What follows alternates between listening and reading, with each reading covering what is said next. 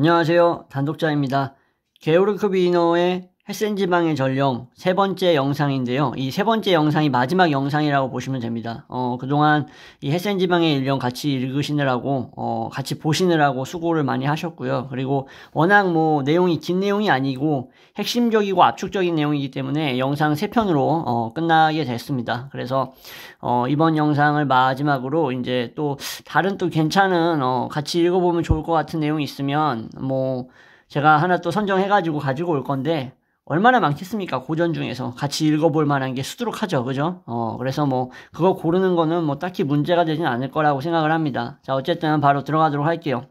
자, 지난 영상에서 이제 제가 혁명가들의 어떤 정신이나 사상, 환경을 이겨내는 그런 불굴의 의지 같은 것들 좋아한다고 말씀드렸는데, 여기 이제 의회에 대한 내용을 이제 비너가 얘기하면서 좀 비판적인 시각으로 말을 하고 있죠. 의회가 결연한 민중의 종지로 구성되어 가지고 민중의 배신자 없다고 해도 비겁한 겁쟁이들만 있어가지고 그 안에서 그냥 말만 하지 실제로 행동으로 옮기지 못하면 기대할 수 있는 게 없다. 그들의 유일한 저항은 대공이 그렇지 않아도 빚더미에 앉아있는 민중에게 자신의 개인적인 빚을 떠넘기려고 했던 200만 굴덴과 새로운 성을 짓는 데 들어갈 비용 100만 굴덴을 거부한 것뿐이다. 하지만 과도한 세금 부담을 완화하고 절망스러운 정부의 변화를 이끌어내기엔 의회의 역할이 턱없이 부족해 보인다. 권력을 가진 제호는 칼을 틸처럼 도시와 지방 사정에 정통한 간부를 해임하기보다 오히려 의회를 해산한다. 또한 지방선거를 철회하는 것을 물론이고 공개적으로 의회에 대한 인내를 언급한다. 의회와 지방에 거지처럼 손을 벌리지 않고는 개인 빚도 갚지 못하고 아들에게 결혼자금도 대주지 못하는 주제에 마치 자기가 신이라도 되는 것처럼 말이다. 신실한 민중은 이런 식으로 자신의 대표를 통해 합헌적으로 조롱당하고 있다. 그런데 햇센 대공국에 신분제 의회에 충분한 권한이 주어지고 오직 대공국만이 진정한 헌법을 갖고 있다 하더라도 그 영광은 곧 끝나고 말 것이다. 빈과 베를린에서 탐욕은 주구들의 발톱을 더욱 날카롭게 갈아 작은 자유라도 통째로 말살해버리고 말 것이다. 독일의 전 민중은 자유를 쟁취해야 한다. 친애하는 시민들이여, 그 시간은 멀지 않았다. 신은 지난 수백 년 동안 지상에서 가장 영광스러운 땅인 이 아름다운 독일을 내부와 외부의 착취자들에게 내주었다. 왜냐하면 독일 민중이 선조들의 자유와 평등정신, 신에 대한 경외심에서 멀어졌고 많은 자잘한 주인들과 소공작, 엄지왕들에 대한 우상숭배에 빠졌기 때문이다. 외부 착취자 나폴레옹의 지휘봉을 부러뜨린 신은 우리 내부 압제자들의 우상도 민중의 손으로 부수어버릴 것이다. 이 우상들은 금과 보석, 훈장과 휘장으로 번쩍거리지만 그 내부에서는 여전히 벌레는 죽지 않고 기어다니며 우상의 발은 점토로 만들어져 있다. 당신들이 지금껏 변심한 것의 잘못을 고백하고 진실을 깨닫는다면 신은 우상의 발을 박살낼 힘을 주실 것이다. 그 진실은 다음과 같다. 오직 하나의 신만 존재한다. 이 신 말고는 존귀하고 성스럽고 책임에서 자유로운 지고의 존재라 불릴 만한 다른 신은 없다. 신은 모든 인간을 애당초 동등한 권리를 가진 자유로운 존재로 창조했고 민중의 신뢰를 받고 민중이 명시적 또는 암묵적으로 선출한 정부 외에 다른 어떤 정부에도 축복을 내리지 않는다. 그 외에 당국 다른 권력은 민중을 지배할 권리가 없다. 다만 악마도 결국 신에게서 왔다고 할 수 있다면 그런 권력도 신에게서 왔다고 할 수 있을 뿐이다.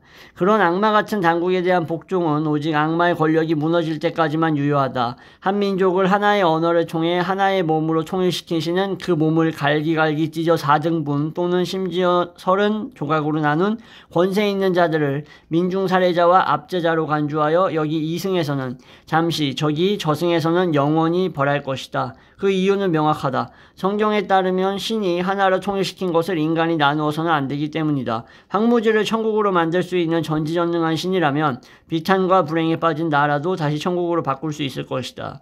제후들이 갈기갈기 찢어놓고 민중을 착취하기 이전에 그 아름답고 소중한 독일과 같은 천국을. 독일 제국은 썩고 부패했으며 독일인들은 신과 자유를 저버렸다.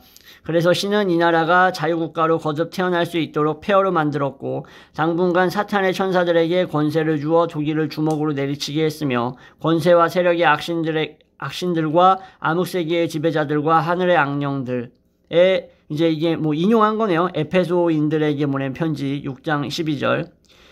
그래서 하늘의 악령들에게 힘을 주어 시민과 농민을 괴롭히며 피를 빨아먹게 했고 불의와 예속보다 정의와 자유를 더 사랑하는 모든 이들에게 횡포를 부리게 했다. 하지만 이제 그 시간도 끝나가고 있다. 신이 괴물로 점치어 놓은 바이에른의 왕 루투비를 보라. 신실한 사람들을 자신의 초상화 앞에 무릎 꿇리고 진실을 말하는 사람들을 말 잘 듣는 판사들을 시켜 감옥으로 보낸 신성 모독자요. 모든 이탈리아식 악덕의 웅덩이에서 몸을 뒹군 돼지요. 바알 신을 믿는 왕실을 위해 말 잘 듣는 의회로부터 매년 영원히 500만 굴덴을 받아낸 늑대다. 그렇다면 이렇게 물을 수 있다. 정녕 이것이 신의 축복을 받은 정부인가? 그래서 뭐 내가 신의 당국이라고 신의 축복을 받아서 그렇게 약탈하고 착취하고 가둔다고 너는 신에게서 온 것이 아니라 폭군에 불과해. 당신들에게 말하건대 이제 그 늑대와 다른 늑대들의 시간은 끝났다. 독일이 저지른 죄악 때문에 이런 죄우들로 벌을 내린 신이 다시 독일을 치유할 것이다. 나는 조급하게 생각하지 아니하고 가시덤불 엉겅퀴가 자란다 해도 싸움 싸우듯이 모조리 살라버리리라. 이사야 27장 4절의 내용이라고 하네요. 신이 루투비 왕의 등에 점지해 놓은 악의 혹이 더 커지지 않듯이 다른 제후들의 파렴치한 짓거리도 더는 계속될 수 없다. 그들은 이제 끝났다. 주님이 억압의 성체를 무너뜨린 다음 이 독일의 생명과 힘, 자유의 축복이 다시 활짝 꽃피게 할 것이다. 제후들은 독일 땅을 에제키엘 37장에 묘사된 것처럼 거대한 시체들판으로 만들었다. 야훼께서 손으로 날 잡으시자 야훼의 기운이 나를 밖으로 이끌어내셨다. 그래서 들 가운데 이끌려 나가보니 거기에 뼈들이 가득히 널려있는 것이었다. 이 메마른 해골을 보며 주님은 뭐라고 말씀하셨던가? 너희에게 힘줄을 이어놓고 살에 붙이고 가죽을 씌우고 숨을 불어넣어 너희를 살리면 그제야 너희는 내가 야훼임을 알게 되리라. 주님의 이 말씀은 예언자 에제키엘의 말처럼 독일의 땅에서도 실제로 증명될 것이다. 내가 바라보고 있는 가운데 뼈들의 힘줄이 이어졌고 살이 붙었으며 가죽이 씌어졌다. 숨이 불어왔다. 그러자 모두들 살아나 제 발로 일어서서 굉장히 큰 무리를 이루었다. 지금의 독일의 상황이 그러하다. 당신들의 몸뚱이는 바짝 메말라 뼈밖에 남지 않은 해골이다. 왜냐하면 당신들의 삶을 규정하는 질서라는 것이 결국 착취의 질서이기 때문이다. 당신들은 이 제공국에서 한 줌밖에 안 되는 인간들에게 600만 굴덴을 내주고 당신들의 목숨과 재산은 전적으로 이들의 자유에 맡겨져 있다. 찢겨진 독일 땅의 다른 나라에 사는 사람들도 마찬가지다. 당신들은 하찮기 그지없는 존재고 가진 것도 하찮기 그지없다. 당신들에겐 권리도 없다. 당신들은 아무리 먹어도 배가 차지 않는 압제자들이 요구하는 것을 내주어야 하고 그들이 당신들의 어깨에 지운 무거운 짐을 견디어야 한다. 한 명의 압제자로 인해 대지와 민중은 바짝 마르고 독일 땅에는 그런 압제자가 30명이나 된다. 그러나 독일은 곧 그 예언자가 말한 대로 될 것이다. 부활의 날은 지체되지 않을 것이고 시체 가득한 들판에 바스락거리는 소리와 움직임이 일면서 새로 태어난 사람들이 거대한 군대를 이룰 것이다. 그리 되면 헤센 사람은 튜링겐 사람에게, 라인란트 사람은 슈바벤 사람에게, 베스트팔렌 사람은 작센 사람에게, 티롤 사람은 바이에른 사람에게 동지의 손을 내밀 것이다. 위대한 조국 독일의 모든 종족들 가운데 가장 뛰어난 남자들이 시민들의 자유투표로 선출되어 독일 심장부에서 제국의 의회이자 민중의회를 개최하고 지금은 바빌론의 창녀나 다름없는 연방의회가 우상 34명의 뜻에 따라 법과 진실을 조롱하는 곳에서 기독교적으로 형제들을 다스릴 것이다.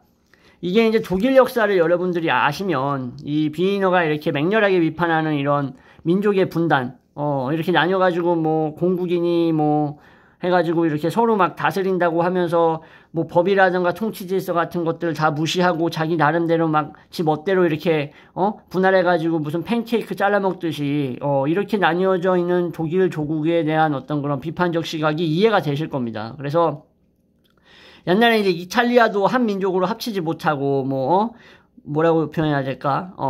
뭐 피렌체, 뭐 나폴리, 뭐 아니면은 저기 또 어디야? 뭐 시칠리아까지 포함을 시켜야 될지 모르겠는데 아무튼 뭐 그렇게 해가지고 뭐 저기 뭐 라보나 막 이런 식으로 해가지고 막 나뉘어져 있었어요. 밀라노 이렇게 해가지고. 근데 결국 그 이탈리아의 통일 영웅이었던 주세페 가리발디가 결국에는 어떻게 합니까? 이탈리아를 통일시켜 버리죠. 그런 것처럼 이제 비너도 독일이 이렇게 뭐 공국이니 해가지고 이렇게 바이에른이니 뭐 어쩌니 뭐 작센이니 뭐 슈바벤이니 하고 나뉘어져 있는 게 그냥 싫은 거야. 그러니까 신이 얘기하는 어떤 그 당시의 기독교적인 사상과 성경의 질서에 의하면 그냥 애초부터 하나의 통일된 걸로 만들어놨는데 그냥 인간들의 사리사욕과 욕심과 욕망이 자기들의 어떤 이익과 여러 가지 그냥 이해관계에 의해서 막 자의적으로 자발적으로 탐욕스럽게 나눠놨다라는 사실이 너무 싫은 거지. 이런 뛰어난 우리 비인어 학자의 입장에서 봤을 때 어처구니가 없는 거죠. 그래서 뭐 이탈리아 얘기도 했지만 어쨌든 뭐 그런 내용에 대한 이런 비판이라고 보시면 돼요. 그래서 어디까지 읽었죠? 이제 말하다가 여기 기독교적으로 형제들을 다스릴 것이다. 당시 사회가 어쩔 수 없이 뭐 독일이든 영국이든 다 그렇잖아요. 뭐 프로테스탄트라던가 아니면은 다 이제 가톨릭의 문화적 배경을 두고 있으니까, 종교적 배경을 두고 있으니까 여기에 뭐 갑자기 뭐 이슬람이 나타나진 않을 거 아니에요. 서유럽인데, 그죠? 자, 그래서 우상 34명의 아집 대신 보편 의지가, 이 이제 34명이라고 하는 사람이 이제 뭐 공국의 이제 공작이라던가, 아니면 뭐 제공이라던가, 이런 사람들이 34명이나 있다라는 거겠죠. 그래가지고 뭐 이렇게 예언자가 얘기했던 것처럼, 너희들은 이제 벌하고 새로운 시대, 새로운 세계로 독일이 다시 합쳐질 것임을 일종의 뭔가 예언하면서 바라는 마음으로 이렇게 쓴 글인데, 그런 내용이 담겨져 있는데, 그래서 이 우상 34명의 아집 대신 보편 의지가 우상 숭배자 무리의 이기심 대신에 조국 독일의 보편적 안녕이 세상을 지배하고, 그런 다음에는 시민과 농민의 목에 쓰여졌던 굴레는 벗어져 나가고, 지방제후와 왕처럼 독일을 통크게 도둑질해 먹은 큰 도둑과 이런 급변의 분위기를 틈타가지고 형제들의 재산으로 자기 배를 불리는 도둑들에 대한 인민재판도 열리고, 그리고 그 연후엔 죄 없이 추방당한 사람들이 자유롭게 고향으로 돌아오고, 죄 없이 갇힌 사람들이 감옥의 문을 나서고, 그 연휴에는 예술과 학문이 자유롭게 복무하는 가운데 활짝 꽃피고, 기술, 농업, 상업이 자유의 축복 속에서 번성하고, 출신이 아닌 용맹함이 맹목적인 복종이나 비굴한 충성이 아닌 자유에 대한 갈망이 명예로 여겨지는 진정한 독일 연방군이 나타나게 될 것이다 라고 얘기하죠. 그래서 눈을 들어가지고 한 줌도 안 되는 압제자들의 무리를 세어보라. 그들의 힘은 당신들에게서 빨아먹은 피와 당신들의 무기력하게 내준 팔에서 나오는 것일 뿐이다. 그러니까 권력이라는 거 결국에는 다 너희가 준 거다 이거예요. 너희가 동의하지 않았으면 그런 권력이 어디서 나오겠냐. 아무리 뭐 군주제고 뭐 입헌 방식을 통해서 뭐 법으로 다스린다고 한들 결국에는 양도한 자, 그들의 어떤 판단과 올바른 신념이 갖춰지지 않은 상태에서 양도된 권력이라는 게 얼마나 큰 악을 낳는가, 얼마나 악적이고, 폐악을 만들어낼 수 있는가에 대해서 지금 비이너가 자신의 글을 통해서 비판을 하고 있는 거죠. 그래서 빨아먹는 피를 빨아먹을 수 있게 피부를 내줬다는 거예요. 살을 들이밀었다는 거지, 사실상. 그래서 당신들이 무기력하게 내준 팔에서 나오는 거고, 제공국에 있는 그들. 수는 대략 1만이고 당신들은 70만 명이다. 이렇게 멍청하게 우리 조국의 이런 문제를 그냥 가만히 앉아서 그냥 눈 뜨고 보고 있을 거야? 거의 70배 가까이 차이가 나는데 뭐 이런 식으로 얘기하는 거죠. 나머지 독일에서도 압제자와 민중의 비율은 다르지 않다. 저들은 창칼과 기병대를 위협하겠지만 나는 분명히 말한다. 민중에게 칼을 든 자는 민중의 칼에 죽을 것이다. 사실상 역사가 증명했죠. 이러한 내용들을. 지금의 독일은 시체 가득한 들판이지만 곧 천국이 될 것이다. 러시아에도 뭐 물론 뭐 내전 때문에 이제 독일군들이 이제 공산화를 막기 위해서 백군을 도와주고 하면서 적군들과의 싸움에 있어서 뭐 아주 복잡한 일도 있었지만 결과적으로 차르 체제가 완전히 붕괴될 수밖에 없는 그 근본적인 이유를 제시했던 거는 결국 민중에게 총을 겨눠서 그런 상황이 발생했던 경우가 많죠. 그리고 프랑스 혁명에 있어서도 결국에는 시민들한테 발포를 하면 안 되는데 결국 그 베르사유인가 어디까지 행진을 했을 때 시민들에게 이제 발포를 하게 되죠. 포를. 그래가지고 그걸로 인해 가지고 또 시민들이 더 이제 분동되고 더 이제 혁명의 어떤 열기를 불태우게 됐는데 결국 민중들에게 칼을 든 자는 민중의 칼에 죽을 것이다라는 거. 뭐 프랑스, 러시아 뭐 이런 아주 그냥 비판의식과 행동정신이 투철했던 나라들에서 이미 증명된 겁니다. 역사적으로. 지금의 독일은 시체 가득한 들판이지만 곧 천국이 될 것이다. 독일 민족은 한 몸이고 당신들은 그 몸의 일부다. 죽은 것처럼 보이던 시체가 움찔거리기 시작하면 독일 민족은 하나가 된다. 주님께서 민중을 예속에서 자유로 이끌 남자들을 통해 신호를 주면 즉시 일어나라. 그러면 하나의 전체의 몸이 당신들과 함께 부활할 것이다. 당신들은 지금껏 굴종의 가시밭에서 머리를 조아리며 등골이 휘게 일해왔다. 이제는 이 여름 동안 자유의 포도밭에서 땀 흘리며 일하라. 그러면 천대만대 이를 때까지 자유로워질 것이다. 당신들이 오랫동안 땅을 일구어온 괭이로 이제는 압제자들의 무덤을 파라. 당신들이 지어준 억압의 성체를 무너뜨리고 이제는 자유의 집을 지어라. 결국 이런 성체를 짓는 데 있어서 땅을 괭이로 일구어 준 데 있어서 다 시민들과 국민들의 도움과 그 밑바탕이 깔리지 않았다면 뭐 압제자들이라고 볼 수 있는 애들이 어떻게 권력을 누릴 수 있겠냐라는 얘기겠죠. 그래서 당신들의 자식들은 결국 생명수의 세례를 받은 자유의 몸으로 거듭날 것이고 주님이 전령과 신호로 당신들을 부를 때까지 깨어있으라. 정신을 무장하라. 그리고 이렇게 스스로 기도하면서 자식들에게도 가르쳐라. 주여 압제자들의 지휘봉을 부러뜨리고 우리에게 주의 제국이 정의의 제국이 다가오게 하소서. 아멘. 이러면서 이제 이 헷센지방의 전령이 끝납니다. 근데 이제 여러분들에게 제가 말씀드리고 싶은 것은 아까 말씀드렸다시피 이 당시에 이제 독일 18, 19세기에도 여전히 기독교적인 문화와 서유럽적인 분위기가 완전히 사라지지 않았기 때문에 비너도 역시 이러한 부분을 언급하고 있다라는 점, 그리고 결국에는 어떤 최후의 심판적인 아포칼립틱적인 어떤 변화가 일어나가지고 결국에는 민중들이 깨닫고 지금 우리가 처해져 있는 상황이 얼마나 부조리하고 아주 불합리하고 억압되어 있는지를 자각하고 결국에는 들고 일어설 수 있는 가능성이 있으니까 이러한 것들을 촉진시키기 위해서 뭘 쓴 거예요, 방금? 종교적인 종교적인 가슴속의 어떤 열망과 의지를 불러일으킨 거죠. 종교적인 어떤 비판의식과 어떤 그것에 배경을 둔 의식을 끌어올려주는 어떤 글이라고, 그런 프로파간다적인 글이라고 보시면 됩니다. 그래서 되게 정치적인 이런 메시지를 담고 있는데, 다시 한번 말씀드리지만, 오늘날의 우리나라가 처해져 있는 상황하고 좀 많이 비슷한 것 같다라는 생각을 합니다. 이거는 여러분들의 해석에 놓을 거고요. 여러분들의 해석에 달려있는 거니까. 아무튼 지금까지, 이 헤센지방의 전령, 게오르크 비인어 꼭 기억해 주시고, 그동안 시청하느라 고생 많으셨습니다. 감사합니다.